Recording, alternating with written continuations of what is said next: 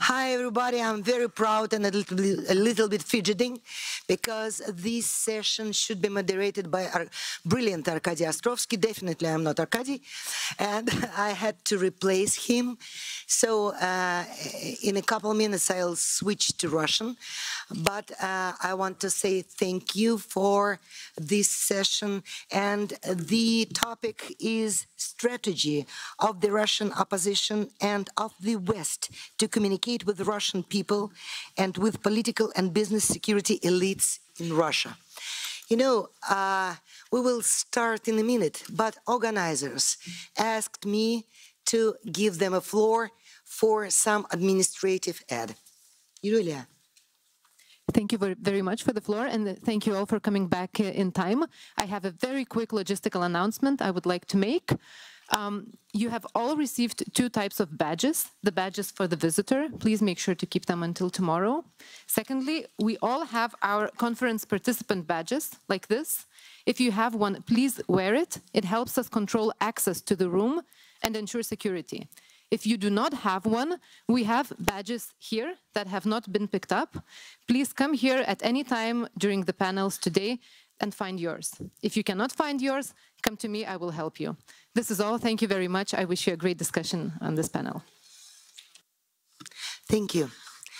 Thank you. And the topic of this session sounds a little bit complicated, but if I could translate it to my very simple language, the topic is how to reach our audience inside Russia, different types of audience, different types of group of people, how to reach them, and what is the strategy, what messages, what ideas we want to share and to accept from them.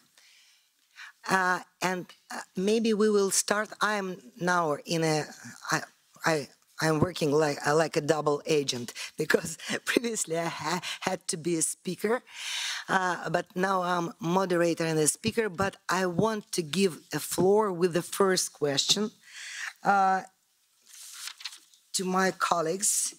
And first I'd like to ask Mr. Pomenovsky. You know, many of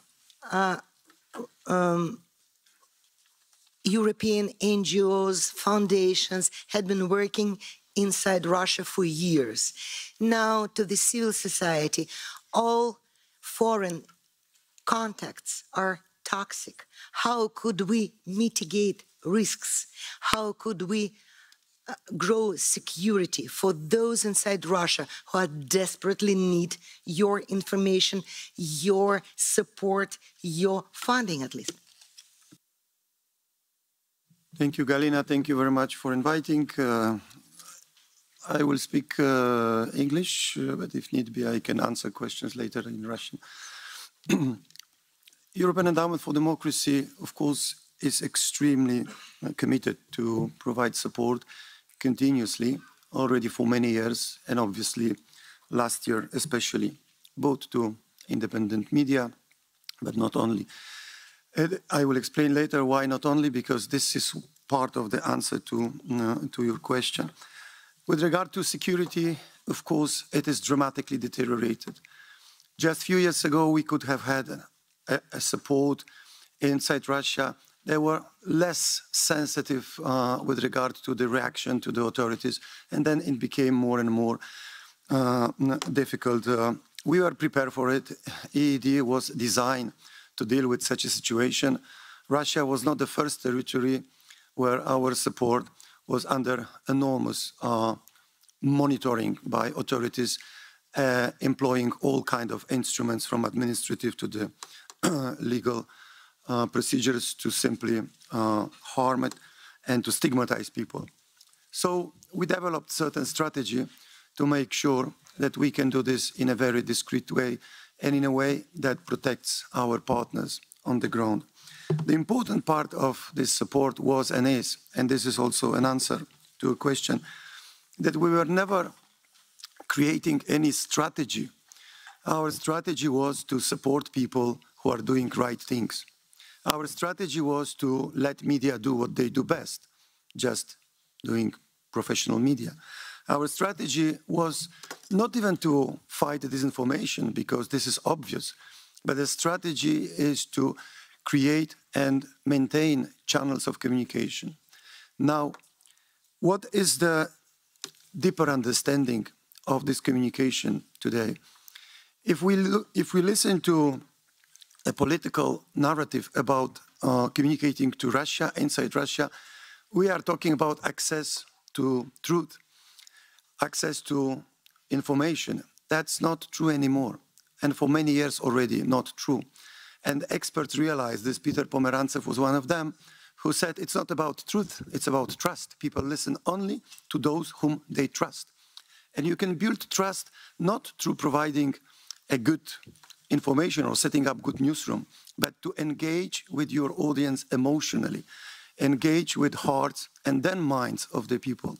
So this concept of deep emotional engagement was extremely important when we are looking for different initiatives and different type of support to make sure that there is a way to communicate to people beyond the traditional bubble of those who are active and who are looking for independent source of information.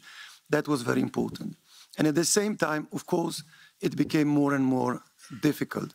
Nevertheless, we are still continuing. What I would like to mention here, and that is more addressed to the Brussels-based community of policy decision makers, is that still we do not have a special program, I mean a special budget allocation within EU budget that will provide long-term stability for communicating with Russian society, for providing core support to Russian media. This is still absent. There are many ad hoc, very good initiatives. There are many ad hoc allocation of budget, but there is no long and medium-term strategy. This is something that I think, and this is part of my job, to make sure that this message is passing through different activities, whether we address this through the different committees within EU, or European Endowment for Democracy publishes certain policy recommendation or advice, or simply through direct talks to different politicians. This is something that we still need to do to be even more efficient than we are. Thank you so much. May I switch to Russian? But first, before we will discuss this strategy and ideas, I just want to make some definition about who we are talking about. Уважаемый господин Пономарев, мне бы очень хотелось, чтобы вы каким-то образом описали ту аудиторию внутри России, к которой должны обращаться лидеры общественного мнения западные или люди, которые в настоящее время представляют медиа, некоммерческие организации, правозащитные организации. Кто эта аудитория? Прежде чем доставлять им какие-то идеи или стратегию, хорошо бы определить, а с кем мы разговариваем внутри России, кто эти люди. Потому что в теме нашей дискуссии есть слова political, business and security elite. И это то, что меня беспокоит. Есть ли среди этих людей те, с кем мы не можем вести диалог?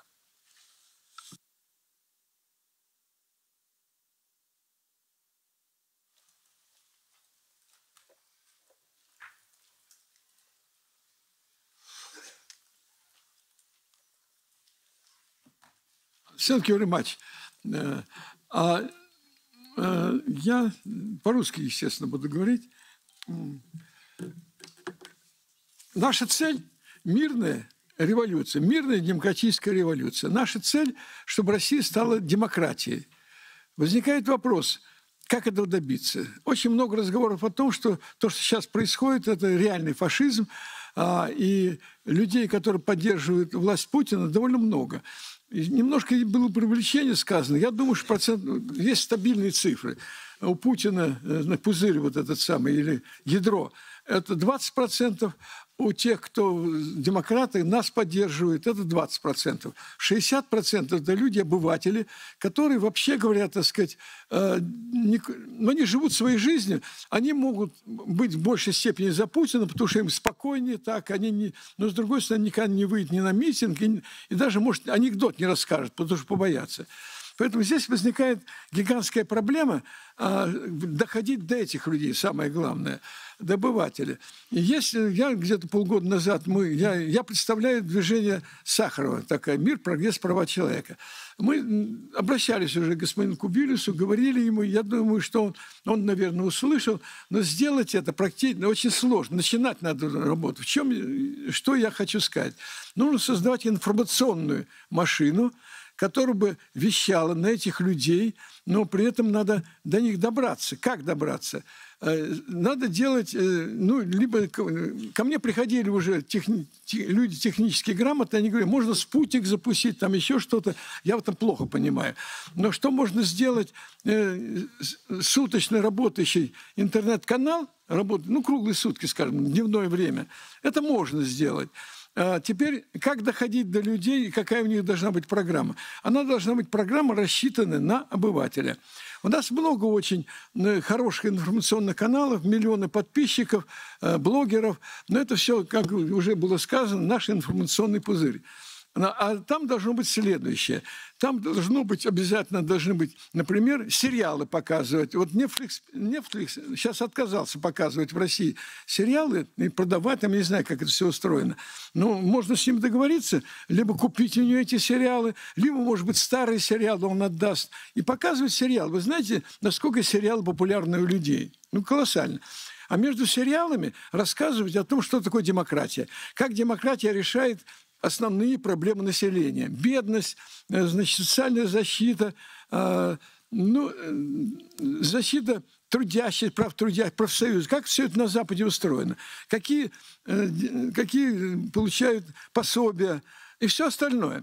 И вот это самое единственное, с моей точки зрения, можно немножко вокруг этого больше поговорить, но это единственный путь, по которому надо делать и уже делать вчера. Потому что, конечно, мало у нас людей, которые поддерживают. Конечно, демократы в том количестве, которое есть, вряд ли сумеют мирным образом прийти к власти. И это, мне кажется, вот если отвечать просто на этот конкретный вопрос, я ответил. Большое спасибо. То есть правильно ли я все-таки поняла, что основная цель, ваша основная аудитория, это те 60%, которые и есть обыватели? Да, конечно. Тогда у меня вопрос к господину Гозману. А есть ли среди этой аудитории те, с кем невозможно вести диалог? Кто никогда не будет? И мы возвращаемся к вопросу 90-х годов о иллюстрации. Иллюстрация не иллюстрация, но понятно, что есть люди, которые запятнали себя прямым участием в преступлениях режима, и, в общем-то, разговор с ними возможен только после какого-то отбытия наказания, с моей точки зрения. Но таких людей немного.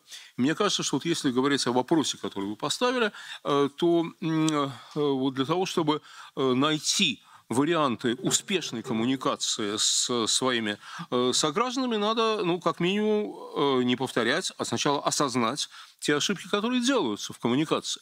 Посмотрите, злоба, бессмысленность, неэффективность власти должна была бы, по идее, обеспечить очень высокий статус оппозиции. Очень высокий статус оппозиции. Тем более, что среди оппозиционеров есть абсолютно героические люди, поведение которых вызывает восхищение у очень многих людей, даже не разделяющих прямо их взгляды. Тем не менее, мы видим, что этого не происходит. И дело не в том, что не хватает каналов для связи, каналов достаточно. Есть политические каналы, есть культурные, просветительские. Какие хочешь каналы есть. Но это почему-то не действует. Мне кажется, что это не действует потому, что очень многие люди из оппозиции, вы простите, я буду говорить, возможно, не очень комплиментарные вещи нам самим, но очень многие люди из оппозиции совершают совершенно ужасные ошибки в коммуникации. Вот несколько причин я хотел их назвать. Значит, прерван диалог. Мы крайне редко обращаемся к своим соотечественникам, которые живут в России, а мы обращаемся друг к другу и к западным лидерам. Но это же видно. Это же видно, поэтому это никто и не слушает. Или мало кто слушает. Это естественно вполне, да? Значит, дальше. Нет понимания того, у очень многих из нас нет понимания того, что если когда-нибудь все сложится хорошо, дай бог, это не очень вероятно, но дай бог, да? Если мы доживем и сможем вернуться, то мы будем жить с теми людьми рядом, которые голосовали за Владимира Путина, которые считают, что на нас напало НАТО и так далее. Куда они денутся? они останутся в России. Их десятки миллионов человек. Тех, которые голосовали за Путина и верят, что на нас напала НАТО. Это наши соседи по лестничной клетке, это наши, там, дети наших одноклассников и так далее. Вот. Значит, оппозиция обращается к своим. Когда обращается туда, в Россию, она обращается к своим. Иногда она обращается к врагам с проклятиями. Но она почти никогда не обращается к тем, кто между. К тем, кто между. Почти никогда. А когда обращается, то использует, часто разговаривает сверху, с презрением, используя оскорбительные эпитеты. Вы хотите политического успеха, если вы называете своих сограждан ватниками? Ребята, а может чем-то другим заняться тогда, да? Если вы так относитесь к своим согражданам. Обращение к большинству приобретает формы высокомерных поучений. Вот вы не так голосовали, вот вам это и заслужено, вот вы это и получаете, что хотели, там и так далее. Это разговор сверху, это разговор учителей, там кого угодно. И самое главное в том, что говорит оппозиция своим соотечественникам, нет сочувствия. Нет сочувствия. Не видно желания помочь этим людям. Не видно желания сделать так, чтобы им было хорошо. Я атеист. Позвольте мне процитировать, тем не менее, апостола Павла. Если говорю языками ангельскими или человеческими, но любви не имею, то я медь звенящая, цимбал звучащий. Если мы говорим, обращаясь к своим соотечественникам, если мы говорим без сочувствия и любви, если мы говорим сверху вниз, нас никогда не услышат. Нас никогда не услышат. И даже если мы будем говорить, что 2 × 2 = 4, нас пошлют и скажут, нет, наверное, 5, потому что ты всегда все врешь. Это естественно и правильно на самом деле. Мы не можем быть услышаны, если мы обращаемся к людям сверху. А мы очень часто обращаемся к сверху. Еще одна вещь, которая очень мешает коммуникациям, это ссоры, публичные ссоры значимых людей. Потому что они читаются как то, что эти значимые, известные люди озабочены собственным статусом, а не интересами страны. Это так читается. Прекратить эти споры невозможно, эти ссоры. Невозможно абсолютно. Можно подписывать любые декларации, они останутся. Но можно хотя бы реагировать на то, что говорится. Теперь про элиты, то, что спросила Галя. Да? Мне кажется, здесь тоже неправильно. Здесь тоже совершенно неправильная ситуация. Потому что, когда мы заявляем, что все те, кто хоть как-нибудь сотрудничал с режимом Путина, все виновны и так далее. Ребята, а кто не сотрудничал с режимом Путина? Дальше уже начинается вообще бред. Если ты налоги платил, значит, ты виновен. Ну, это же бред просто, на самом деле, да? Вот. Ну, как можно жить в стране, не сотрудничая с этим режимом? Вы работаете, ваши дети ходят в школу, там и так далее. Вы не можете не сотрудничать. Это невозможно. Естественно, здесь есть разные градации, понимаете? Один человек просто работает, другой делает оружие, третий выступает на пропагандистских каналах и объясняет, что всех украинцев надо убить. Это вообще маленько разная ответственность, но это надо понимать. Но если мы говорим, что виновны все, мало того, что это значит, что не виновен никто, это еще и означает, что мы не найдем союзников никогда. Мы должны стараться сделать так, чтобы было больше друзей, а не больше врагов. И, конечно, мы должны говорить, что мы готовы сотрудничать с путинскими элитами, которые не запятнали себя прямым участием в тех ужасных преступлениях, которые сейчас именем нашей страны проходят. И последнее про коммуникации. Вы про это не спрашивали, но вот наша коммуникация с западными лидерами, с Западом, которые для нас бесконечно важны, естественно, бесконечно важны. Понимаете, когда мы предъявляем претензии определенные относительно дискриминации по паспорту, относительно многих вещей, это совершенно справедливо. Дискриминация по паспорту аморальна и архаична. Это мы возвращаемся в те времена, как во время Второй мировой войны гоняли по свету противников Гитлера. И некоторые даже возвращали, были случаи возвращения в Германию. Конечно, это ужасно. Но мне кажется, что когда мы говорим что-то нашим западным партнерам, мы не должны забывать о нашем долге благодарности им. Дорогие друзья, нам всем разрешили здесь жить. Это не наши страны, это не наша родина, но нам разрешили. И мне кажется, мы не должны забывать о том, что нас все-таки приняли. И не забывать сказать за это спасибо. Спасибо. Thank you so much. Thank you so much. And my next question will be to Stefan. And so, what could be the message, the main idea translated from West to Russia, to Russian civil society, to Russian, those neutral or ignorant audience we want to reach? Да, мне кажется, что об этом уже было сейчас начато, сказали уже предыдущие спикеры. Мне кажется, главное действительно свергнуть режим, закончить войну и, конечно, не потом, остальное на пути, то есть сразу, с сегодняшнего дня. И да, это возможно, конечно, только если все-таки обращаться к россиянам. Я бы хотел сказать, что российское общество, оно сейчас в очень многих местах. Оно, конечно, прежде всего, внутри России, там все еще 145, что ли, миллионов человек. Но есть и миллионы в многих других странах, иногда добровольно, сейчас чаще всего по вынужденной эмиграции. Они там только что приехали или уже много лет там. Это тоже часть российского общества, и это важная тоже часть, на которую можно рассчитывать, потому что у нее больше свободы уже сейчас. Вопрос, как это можно объединять. Меня Галя спросила, какой месседж от западного общества. Ну, во-первых, хотел сказать, именно наша аргументация должна быть, что мы отстаиваем универсальные ценности. Универсальные значит, что они не западные, и не восточные, не северные, и не южные, что они для всех.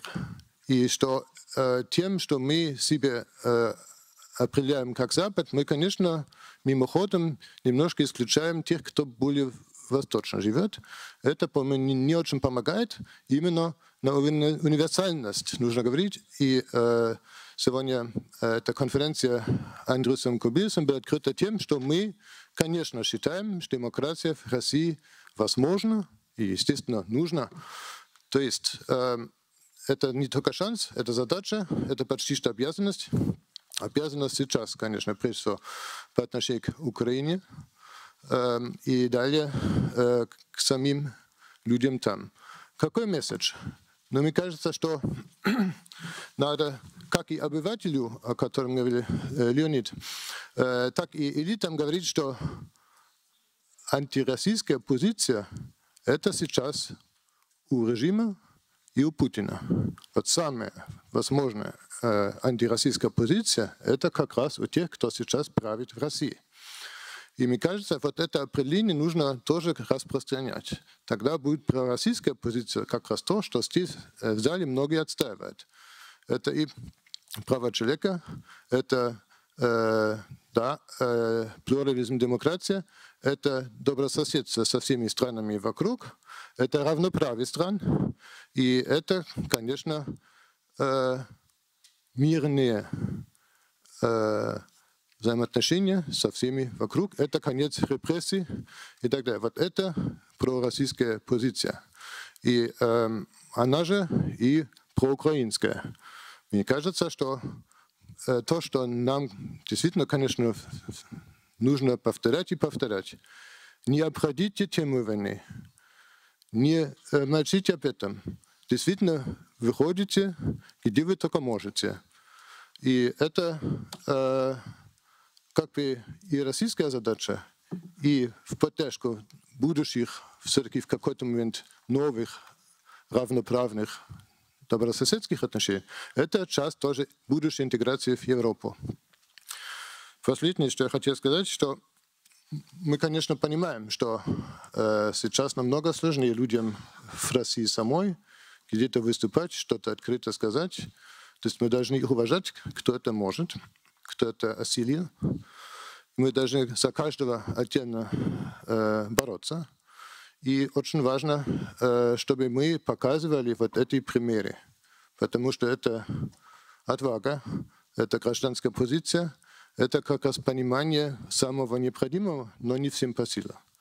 И я, который выходец из Востока, с ГДР, я видел тоже вот подобные ситуации, хотя еще тогда не была открытая война. В ГДР тоже было где-то 20%, наверное, абсолютно против режима, который был советский, ГДРовский.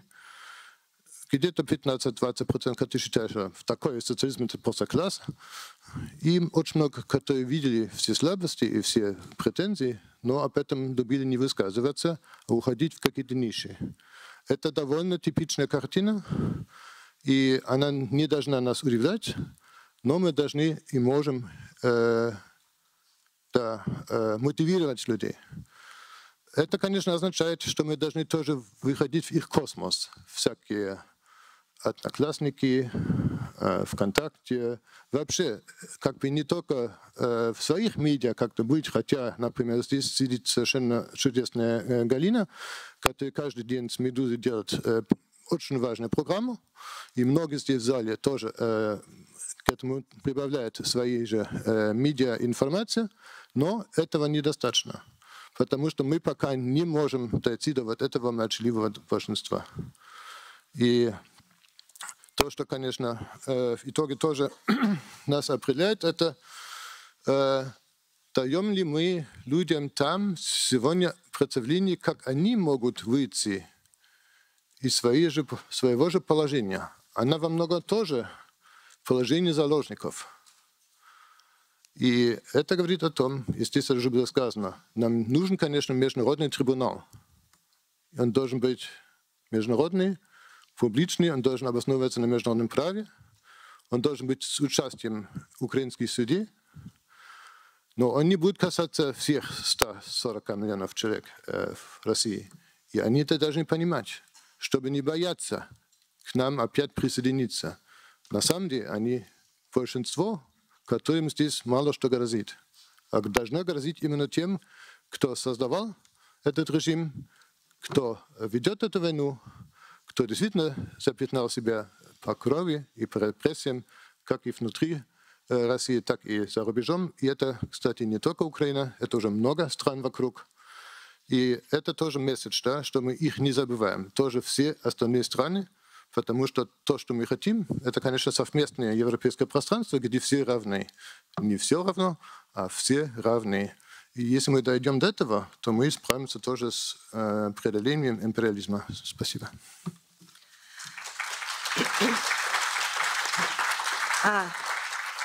Thank you. And my next question to Madam Maja Kalisz. I want to express support to the words of Mr. Gozman that communication is the matter of trust.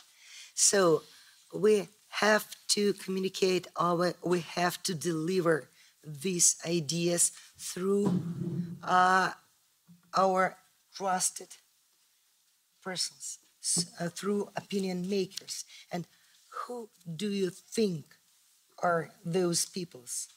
Who could be, should be speakers whom Russian audience may trust?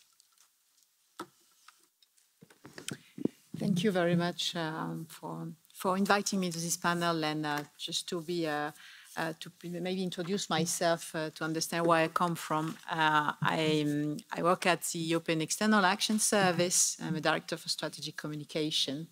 And from the ES, we must say that the war has really forced us, not only as ES, but the whole EU, to fundamentally rethink completely our communication to Russian audiences. So we were doing things, of course, we were talking to Russian audiences, but the new context has made us rethink. In this endeavor, we have mobilized new communication approaches, formats, resources to continue this work, and also we have thought not only of Russian audiences, but also Russian audiences in Russia, but of course of Russian audiences in Europe and in the world. And first, on working on Russian audiences, but it has been said before, we, in our audience research, are really conscious that many Russians do not actively support the war against Ukraine, even if they do not publicly express their opinion on this. And we are well aware of the many anti-war initiatives in Russia and the brave citizens who take risks trying to end this war. So how are we working? We have maintained our public diplomacy program for Russia, and these programs, and that's how we work with opinion leaders, to get to your question. We work with EU and exiled Russian researchers, scientists, cultural figures, journalists, and other stakeholders. And we are, in fact, working to maintain those links between actors of similar speciality who can talk to each other, know how they, in their own domain, how they can talk also about democracy issue, the war, and what is their role as elite in the cultural research or other field. So that is very important. That is an important area of our work. But we also do support the strategic work of Russian civil society and independent media, who are, of course, also opinion leaders and multipliers through different support measures. And this, in fact, complements an active dialogue that we have with independent media and civil society representatives, and not least those forced to leave Russia. And we are now working to make this more sustainable in the long term. But in addition, we reach out to opinion leaders through our EU delegation to reach the Russian public from our EU delegation in Moscow on a daily basis. The delegation works on offline events this year to continue engaging with Russians who are interested in maintaining a connection with Europe.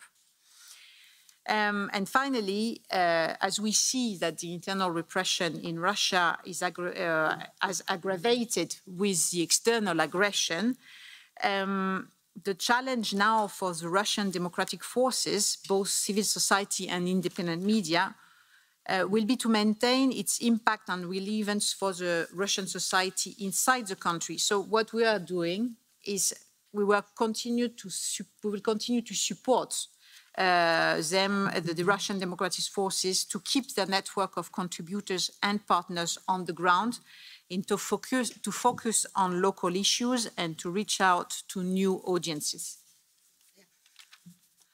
Thank you. And let me continue with Mr. Pizzula.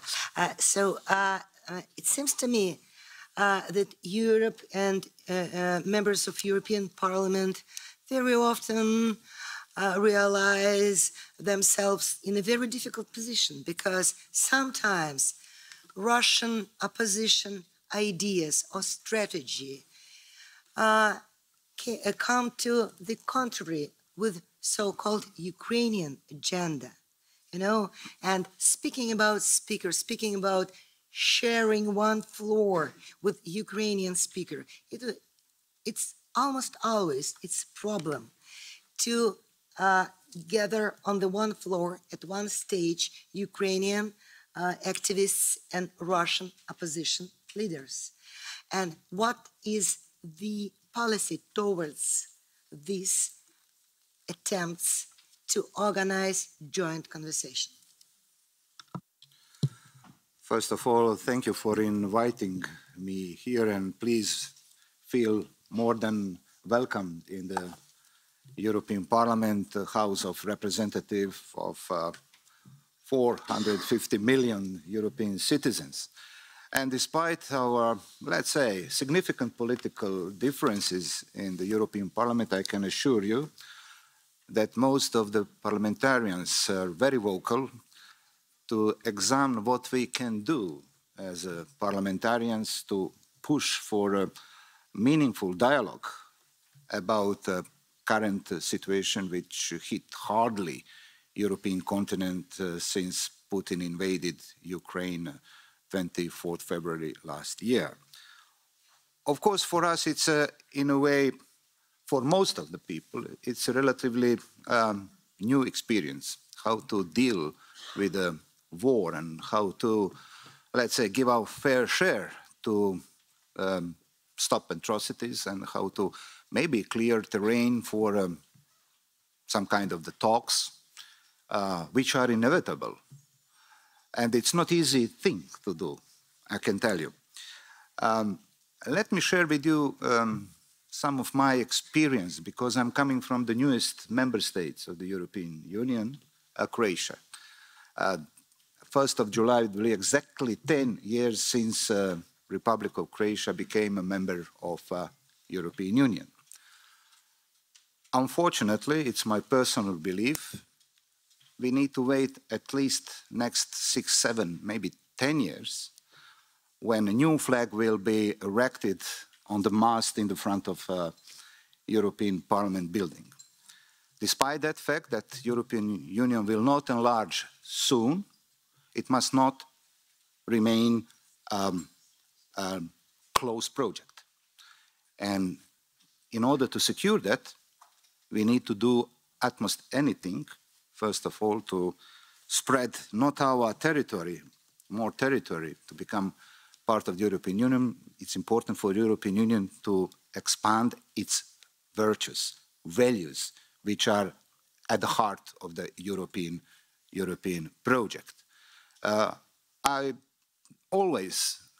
keep telling journalists and people in Croatia that it's important to withdraw money from the European funds, but it's even more important to withdraw and implement our values, core values of the European project in society.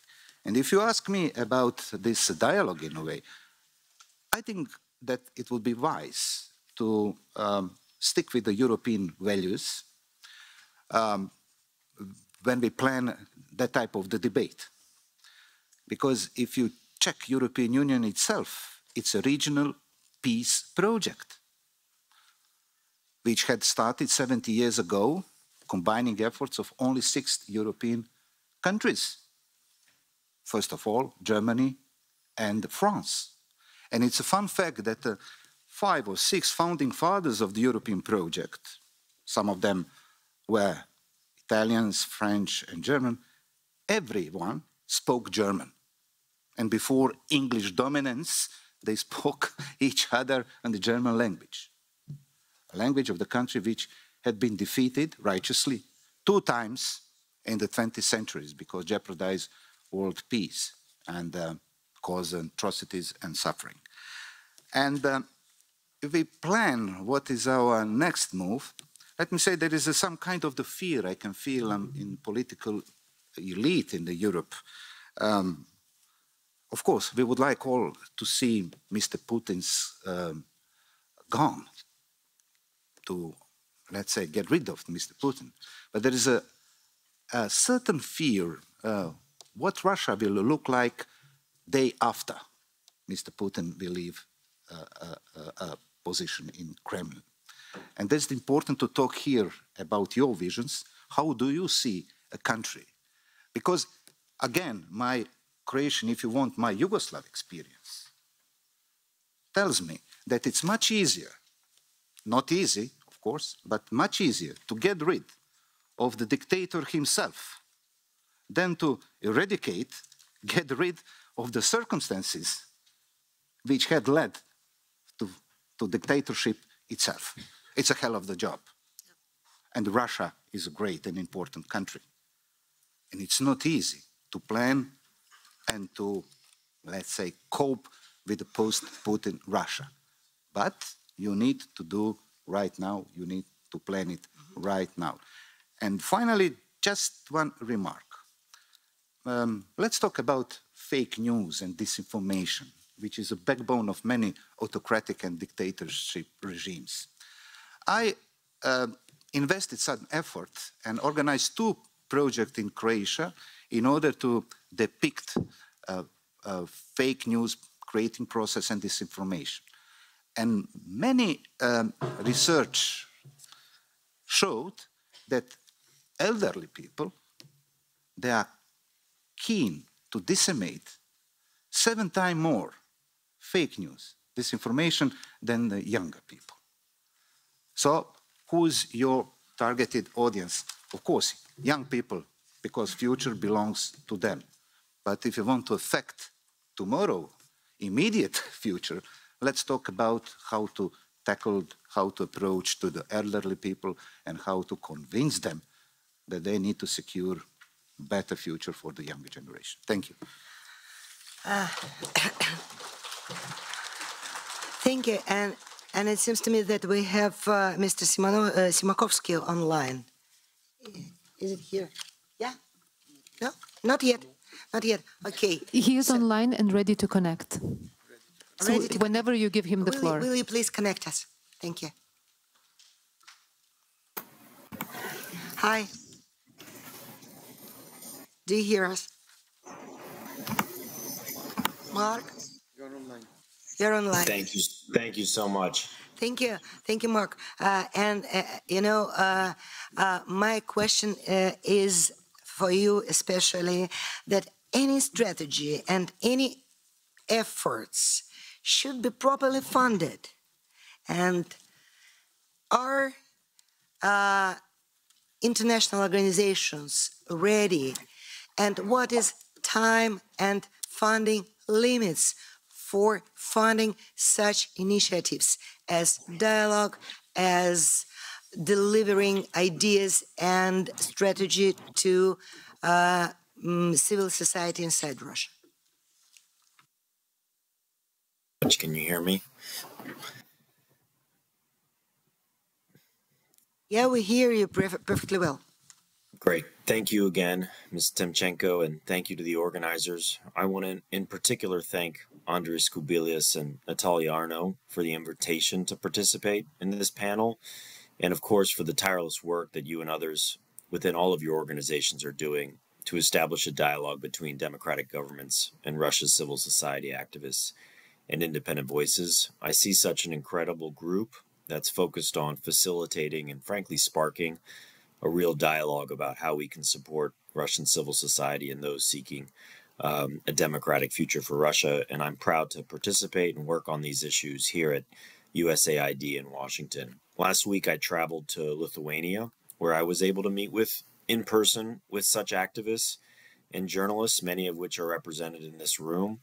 And frankly, the visit was very important for me and for USAID. I was able to see firsthand the incredible dedication and bravery and, of course, the perseverance of the exile community. It helped me better understand the plight of this very vulnerable group, their efforts, what they're doing, of course, many of which are doing outside of Russia.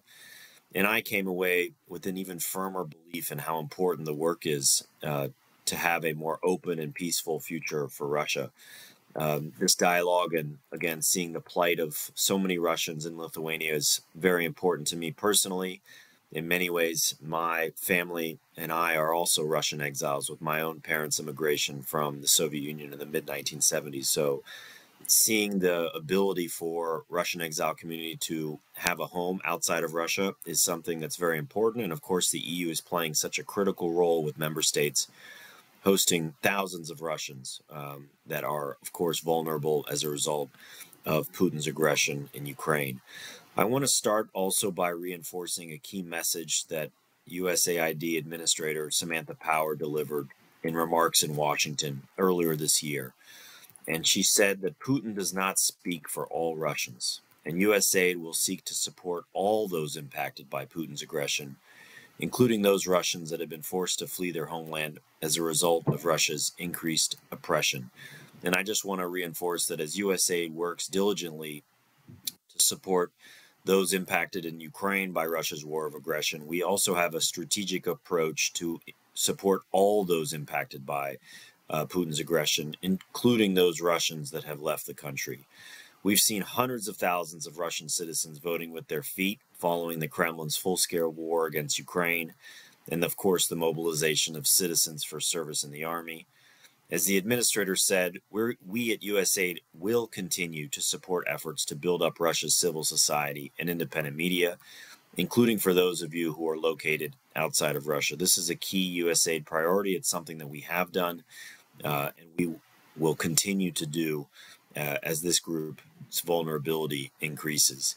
Many of us within the U.S. government fully recognize that the international community must stand up for human rights and freedom in Russia.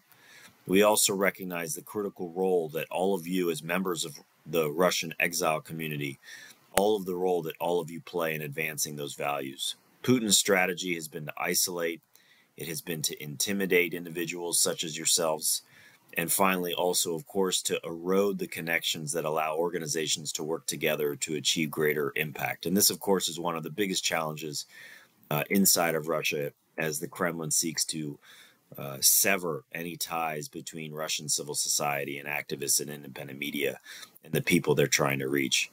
The fact that you're all gathered today in one location, I think, is an incredible opportunity to discuss a better future for Russia. And it's proof also, of course, that Putin's efforts to silence this community have essentially failed. As you acutely well know, engagement with those living inside the country is becoming even more difficult.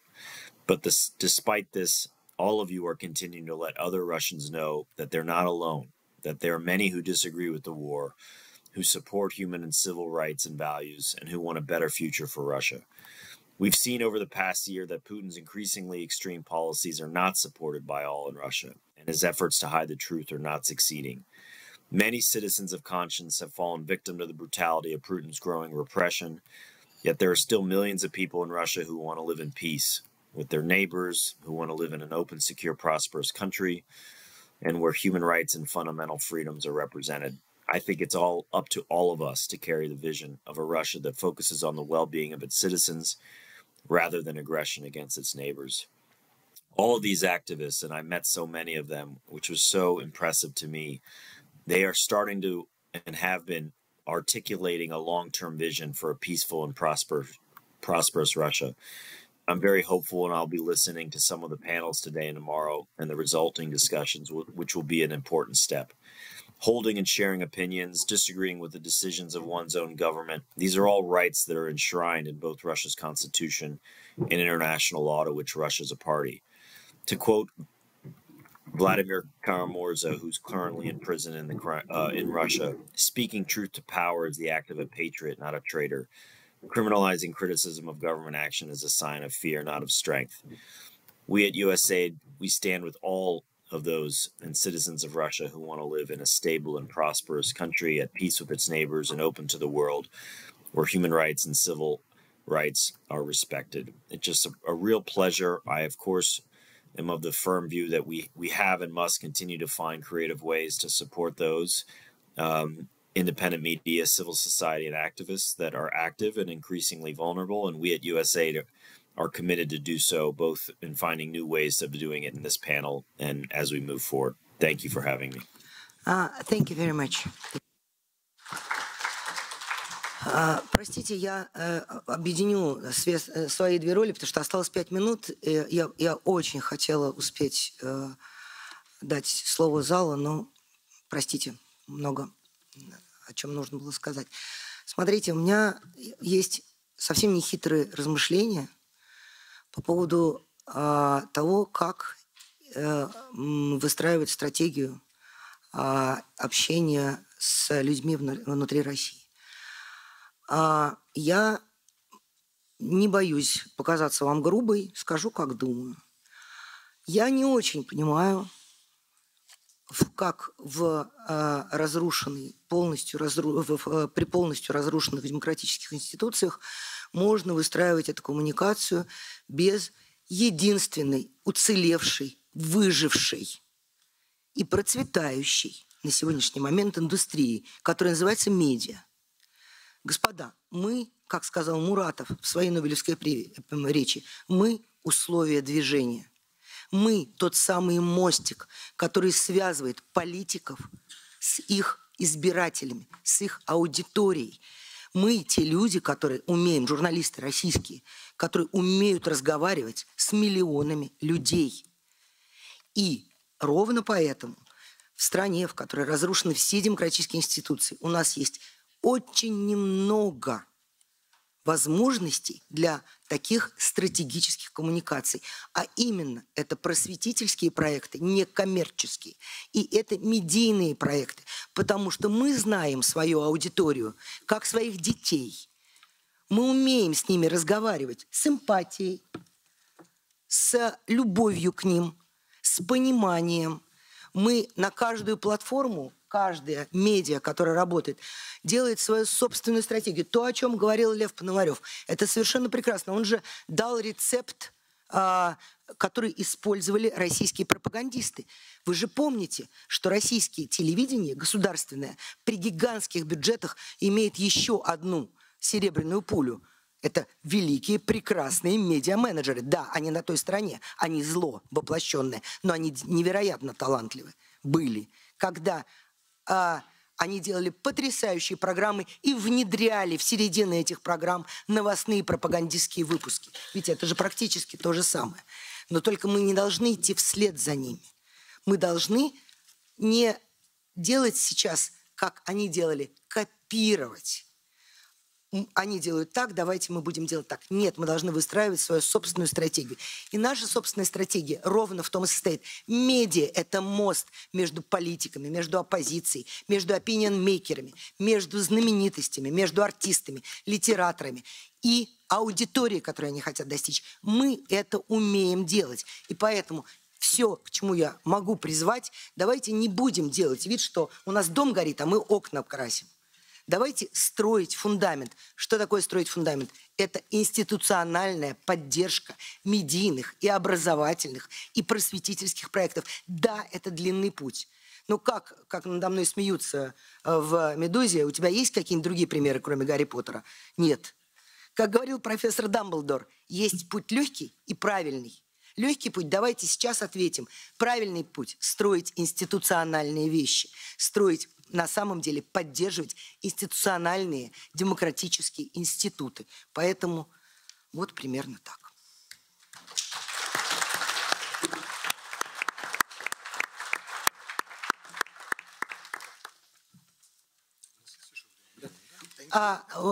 We have just couple minutes, yeah, and maybe the final remarks.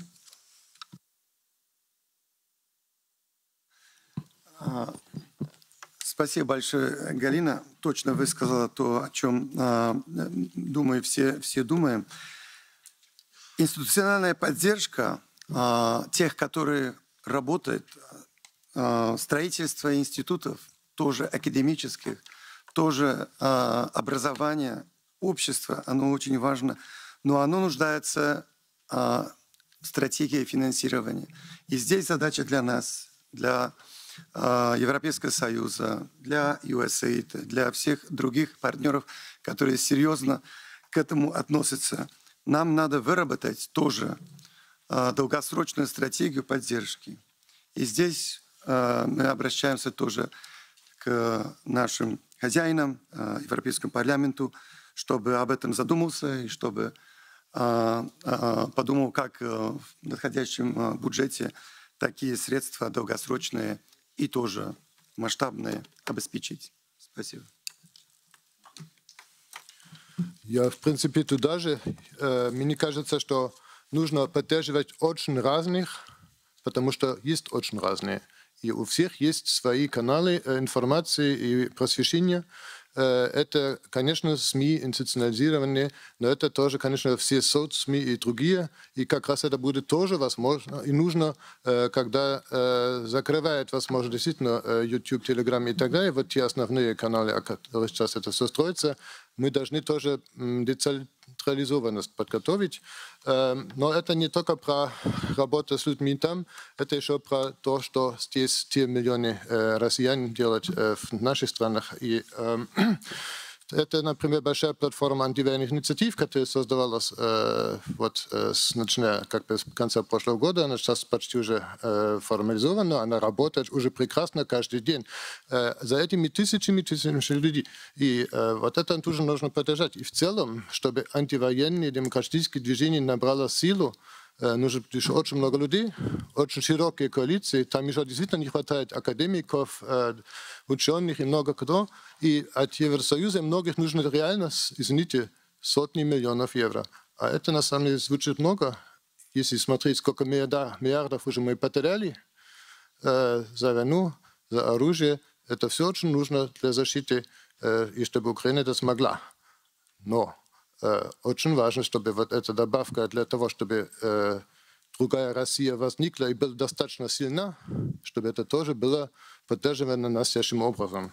Спасибо. Еще заключительный.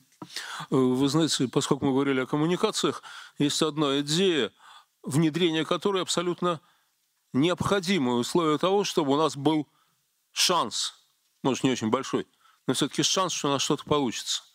И эту идею высказывают сейчас в Европе. Нам надо обладать большой смелостью, на самом деле. А идея в том, что, несмотря на все жуткие вещи, которые творятся именем нашей страны, у нас нормальные люди. У нас масса хороших, достойных людей. И мы можем быть нормальной страной. Не надо ставить на нас крест.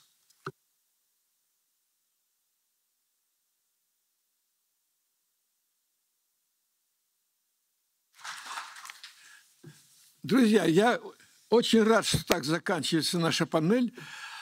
Все дело за малым. Выделить, чтобы наше послание от Европарламента дошло до Европейского Союза, и чтобы были выделены те самые сотни миллионов евро, о которых мы сейчас говорили. Это очень важно. Спасибо. Последнее, на что я рассчитывала, закончить на вопросе о деньгах, но окей.